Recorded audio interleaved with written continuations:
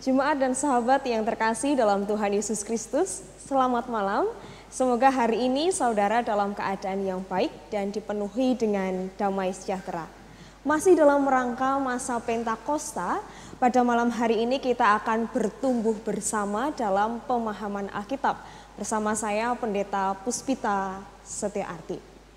Sebelum kita melangkah lebih dalam lagi pada pemahaman Alkitab hari ini, marilah kita bersama-sama memohon pertolongan Tuhan di dalam doa. Mari kita berdoa. Allah sumber hikmat, kami bersyukur atas cinta dan kasih-Mu yang telah menuntun kami sepanjang aktivitas kami pada malam hari ini. Sebentar lagi ya Tuhan, kami akan bersama-sama merenungkan apa yang menjadi kehendak-Mu bagi kehidupan kami. Kiranya Engkau berkenan menolong kami, menegur kami, mengajar kami, supaya apapun yang kami dengar pada malam hari ini sungguh dapat menjadi sebuah terang bagi kehidupan kami. Berfirmanlah ya Tuhan, karena kami telah bersedia untuk mendengarkannya. Amin. Jemaat dan sahabat yang terkasih dalam Tuhan Yesus Kristus, kalau kita ingat sepanjang kehidupan hari ini atau kehidupan kita yang telah berjalan selama ini, disadari atau tidak, keberadaan diri kita tidak pernah bisa lepas dari keberadaan diri yang lain. Baik itu keberadaan manusia ataupun keberadaan ciptaan Tuhan lainnya. Mulai dari lingkaran yang paling kecil misalnya dalam kehidupan kita, keluarga. Kemudian lingkungan bersekolah, bekerja, lingkungan masyarakat, atau lingkungan kita sebagai sebuah persekutuan di gereja. Dalam iman Kristen, kehadiran umat percaya itu selalu diminta untuk menjadi sebuah kehadiran yang berdampak. Dalam Roma ayat 12-10 disebutkan bahwa hendaklah kamu saling mengasihi sebagai saudara dan saling mendahului dalam memberi hormat. Artinya paling tidak kehadiran orang percaya diharapkan dapat memunculkan tindakan kasih. Nah, selaras dengan hal itu, pada malam hari ini kita akan bersama-sama merenungkan sebuah tema besar tentang menjadi saksi Kristus. Dan tema ini akan diterangi oleh firman Tuhan sebagaimana yang tertulis dalam Kisah Para Rasul yang pertama, ayat pertama sampai 8. Kisah Para Rasul pasalnya yang pertama, ayat pertama sampai yang ke-8, saya akan membacakan untuk kita sekalian. Hai Theophilus, dalam bukuku yang pertama, aku menulis tentang segala sesuatu yang dikerjakan dan diajarkan Yesus sampai pada hari ia terangkat. Sebelum itu ia telah memberi perintahnya oleh Roh Kudus kepada rasul-rasul yang dipilihnya. Kepada mereka ia menunjukkan dirinya setelah penderitaannya selesai, dan dengan banyak tanda ia membuktikan bahwa ia hidup. Sebab selama 40 hari ia berulang-ulang menampakkan diri dan berbicara kepada mereka tentang kerajaan Allah. Pada suatu hari, ketika ia makan bersama-sama dengan mereka, ia melarang mereka meninggalkan Yerusalem dan menyuruh mereka tinggal di situ menantikan janji Bapa. Yang demikian katanya, telah kamu dengar daripadaku, sebab Yohanes membaptis dengan air, tetapi tidak lama lagi kamu akan dibaptis dengan Roh Kudus.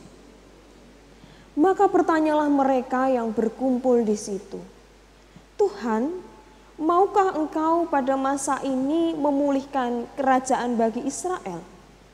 Jawabnya, Engkau tidak perlu mengetahui masa dan waktu yang ditetapkan Bapa sendiri menurut kuasanya. Tetapi kamu akan menerima kuasa kalau Roh Kudus turun ke atas kamu, dan kamu akan menjadi saksiku di Yerusalem dan di seluruh Yudea dan Samaria dan sampai ke ujung bumi. Demikianlah pembacaan firman Tuhan yang akan mendasari perenungan kita pada malam hari ini. Jemaat dan sahabat yang terkasih, atas apa yang telah bersama-sama kita simak dan kita baca melalui Kisah Para Rasul 1 ayat 1 sampai ke 8, tema kita pada hari ini akan memfokuskan dirinya pada ayat yang ke-8. Saya akan membacakannya kembali. Tetapi kamu akan menerima kuasa kalau Roh Kudus turun ke atas kamu, dan kamu akan menjadi saksiku di Yerusalem dan di seluruh Yudea dan Samaria dan sampai ke ujung bumi. Apa yang saya ulang dalam Kisah Para Rasul 1 ayat yang ke-8 ini menjadi sesuatu yang membuat hidup kita sebagai orang beriman, sebagaimana yang tertulis tadi, menjadi sebuah panggilan dan tugas utama. Bahkan Kisah Para Rasul 1 ayat yang ke-8 ini merupakan jiwa dari seluruh kegiatan pemberitaan Injil. Ayat ini menjadi roh dari segala macam kisah yang dilalui oleh para murid Yesus. Pekerjaan-pekerjaan mereka, tugas tanggung jawab yang mereka lalui berasal dari roh yang disebutkan pada ayat yang ke-8 tadi. Kisah Para Rasul 1 ayat yang ke-8 ini menyatakan sebuah perintah Tuhan agar kita semua menjadi saksi Kristus di seluruh muka bumi ini. Ini merupakan sebuah perintah yang tentu mengandung sebuah konsekuensi logis. Artinya jika kita tidak melakukan perintah ini, maka kita sedang tidak berada dalam bagian pekerjaan atau karya Allah. Setiap kita yang mendengar Kisah Para Rasul 1 ayat 1 sampai 8 hari ini, tentu adalah setiap kita yang diundang oleh Allah untuk mendengarkan, untuk melakukan dan untuk memelihara apa yang telah disebutkan tadi.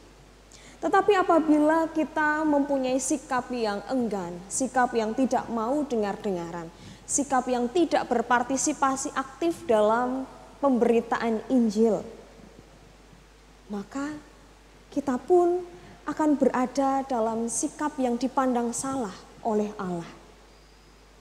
Nah, pada pemahaman Alkitab masa Pentakosta hari ini, kita diajak untuk bagaimana menunjukkan sebuah respons yang baik, respon yang tepat terhadap apa yang telah tertulis dalam Kisah Para Rasul 1 ayat 1 sampai 8. Sebagaimana mengajarkan atau mengabarkan Injil, kita sudah tentu mengetahui betapa dari para murid ketika memulai pekerjaan hingga pada saat ini, pekerjaan mengabarkan Injil ini mempunyai bentuk yang beragam. Para sesepuh kita memilih melakukan pekabaran Injil dengan cara babat alas misalnya. Dengan cara memenangkan jiwa-jiwa, menyelamatkan orang. Atau dalam sejarahnya di Sinode GKJ ada berbagai macam bentuk pekabaran Injil, mulai dari bidang pendidikan, bidang kesehatan, layanan kemanusiaan, layanan sosial, dan masih banyak hal yang bisa dilakukan. Hal ini sesungguhnya sedang menunjukkan bahwa Allah memberi ruang seluas-luasnya bagi kita untuk menjadi saksi Kristus. Allah memberi ruang yang bebas, yang merdeka bagi setiap kita untuk mewartakan, mengabarkan pekerjaan Injil ini. Kalau kita ingat-ingat pada masa-masa yang dahulu, para sesepuh kita, betapa mereka melakukan pekerjaan atau pekabaran Injil ini dengan sangat all out, dengan sangat totalitas. Tidak hanya energi, tidak hanya daya yang mereka keluarkan, tetapi juga nyawa mereka pertaruhkan demi pekabaran Injil itu tetap dilakukan. Dan tentu supaya pewartaan tentang kerajaan Allah ini boleh dinyatakan di muka bumi ini. Jemaat dan sahabat yang terkasih dalam Tuhan Yesus Kristus, para penginjil-penginjil sebelum masa di mana kita berada pada saat ini adalah para penginjil yang tangguh. Mereka mempunyai tantangan, mereka memiliki berbagai macam ancaman yang waktu itu harus mereka hadapi. Dan kini tugas panggilan itu pun diberikan kepada kita sebagai manusia-manusia yang hidup di zaman modern ini. Tetapi yang perlu diingat adalah kita tentu tidak akan bersaksi atau tidak dapat bersaksi tanpa bekal yang cukup. Tentu yang namanya seorang saksi adalah orang-orang yang dianggap cakap, orang-orang yang sudah memiliki bekal untuk mempersaksikan sesuatu. Maka jika kita pada hari ini diundang untuk menjadi saksi dari Kristus, kita juga diundang untuk menjadi para murid Yesus, para murid Allah yang senantiasa setia untuk mau belajar. Tentu tidak mudah. Apalagi kita tahu bahwa Allah mendidik kita dengan berbagai macam cara. Bisa dengan perjuangan kehidupan kita, bisa dengan perjumpaan kita dengan orang lain, dengan apa yang kita terima melalui Alkitab, apa yang menjadi kerinduan kita. Beragam cara dipakai Allah untuk mendidik kita. Atas apa yang Allah beri bagi kita, kehidupan dan juga undangan yang Allah beri langsung bagi kita untuk menjadi saksinya. Hal ini berarti bahwa Allah merindukan bahwa kehidupan kita sebagai manusia, sebagai umat percaya di muka bumi ini menjadi sebuah kehidupan yang penuh makna. Ada pepatah yang mengatakan bahwa jangan mati sebelum berguna. Maka hal ini pun relevan atas apa yang harus kita lalui sebagai umat beriman. Kita diajak untuk menjadikan hidup kita sebagai ruang di mana Allah berkarya, di mana Allah bekerja. Sehingga kehidupan kita akan menjadi sebuah kehidupan yang berdampak, yang berdaya guna bagi sesiapapun atau apapun di muka bumi ini. Kembali kepada bekal yang tadi perlu dipersiapkan sebagai seorang saksi. Kita sebagai umat beriman diajak untuk terus-menerus belajar, mengenal Tuhan lebih baik setiap hari. Maka jika pada hari ini ibu bapak, anak-anak, saudara-saudara memiliki waktu untuk belajar dan bergabung dalam pemahaman Alkitab, ini adalah sebuah ruang yang baik bagi kita. Sebuah ruang yang akan mengingatkan kita atas kehidupan kita yang sesungguhnya sangat bermakna. Semakin sering kita bersaksi, semakin sering kita mau belajar, semakin sering kita rindu untuk mengenal Tuhan. Itu adalah sebuah kesempatan bagi Roh Kudus berkarya dalam dan melalui kehidupan kita.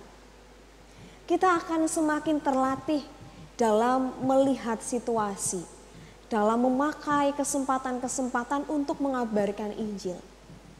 Kalau kita ingat bagaimana Yesus melakukan di tengah perdebatan-perdebatan, ia tidak tersulut emosinya, tetapi justru di ruang-ruang perdebatan itu, Yesus menggunakan ruang-ruang tersebut sebagai ruang di mana ia mengajar, ruang di mana ia mempersaksikan kerajaan dan karya Allah. Maka ini pula yang Yesus inginkan bagi kita. Umat beriman diminta sebagai umat yang selalu cakap dalam merespons kehidupan.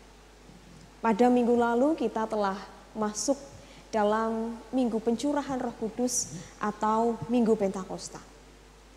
Dalam bacaannya kita mengetahui bagaimana ketika para murid sedang berada dalam titik terendah mereka, Allah mengaruniakan Roh Penolong yang membuat para murid kemudian akan menjadi berdaya dalam menjalani tugas perutusannya.